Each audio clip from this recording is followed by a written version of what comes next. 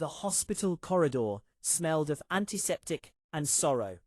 Machines beeped rhythmically, each sound a cruel reminder of the life slipping away from the man I loved.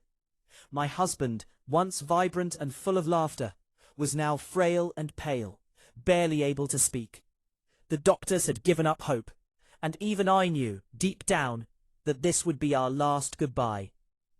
I held his hand, trembling, tears streaking my face. "I love you," I whispered, choking on the words. "I'll be okay. You don't have to worry about me." He tried to nod, but the effort left him gasping. The doctor had been clear. There was nothing more they could do. I kissed his forehead, whispered one final farewell, and turned to leave. My steps echoed in the empty hallway as I walked out of the ICU, trying to hold myself together. The world outside seemed harsh and loud, a stark contrast to the quiet suffering I had just left behind. But then I paused. Voices, hushed, urgent, drifted from the nurses' station nearby. At first, I tried to ignore them, thinking it was just routine chatter. But the words caught my attention.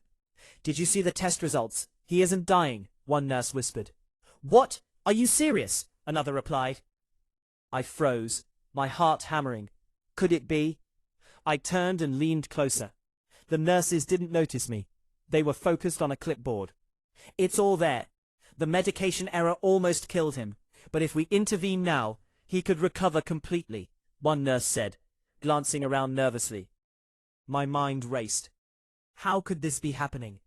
I had said goodbye, prepared myself for loss, and yet there was a chance, a real chance, that my husband could live. Rage, sorrow, and hope collided inside me. I stormed back into his room, heart pounding. "Why wasn't I told?" I demanded, confronting the nurse who had noticed me standing there. She looked guilty, shameful. There was a mistake in his treatment. "We thought it was too late, but it isn't. We need to act quickly." Suddenly the machines beeped with new life. His vitals stabilized as doctors rushed in, correcting the error. I held his hand again, disbelief and relief flooding me. He was still there.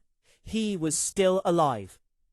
Sitting by his bedside, I realized how fragile life could be, how quickly hope could vanish and return.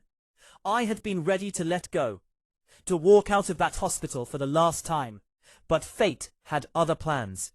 When he finally opened his eyes and whispered my name, I knew that our goodbye had been a lie, a mistake that fate itself corrected. And in that moment, I promised myself, never take a single heartbeat for granted, and never assume the worst, because sometimes life has a way of surprising you when you least expect it.